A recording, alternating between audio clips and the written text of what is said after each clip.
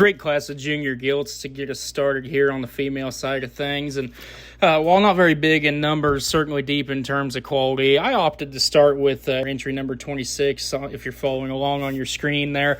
To me, that's the higher performing female of the drive, the one that comes with maybe just a little more added frame length and frame size, but in doing so is able to compensate for that size and fill out rather well in terms of flesh and rib and body, and yet still maintain just her comfort level as we set her in motion. I thought she was just a nickel squarer in terms of her hind leg. I like the angle and the set to her rear foot, and her hock maybe just a shade better than a few others. I think certainly a female that we can appreciate in terms of size and stature, but yet still looks like a lady and can get out and perform in terms of just feet and legs and general quality.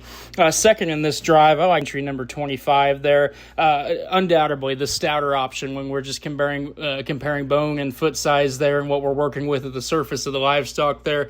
I think a heavy featured type of individual there that comes in maybe just a shade more moderate package there. Where we set this one back and maybe start to ask a few more questions is her usage and the set and angle and comfort level to her hind leg maybe just as good as our class winner. She kind of wants to twist and bring her hock in just a little bit off of that left rear leg there. I didn't find her to be quite as good there. As she comes to us, I didn't read her to be as open or genuine at the ground where her feet want to meet, not nearly as wide as what we found in that class winner. I didn't find her maybe just to be overall quite as balanced or quite as genuine there in terms of her makeup, but I still think for one that's got some added feature, got some added power, and if a shorter bodied, moderate type of option, it tickles your fancy, then I think there's certainly a lot of good there in that junior gilt. To round us out here in third, we've got entry number 24. Mainly just becomes a sort more of a balance perspective. She's the one of our initial trio that wants to break the most behind her shoulder blade. She wants to heave up towards the tail end of her top line there.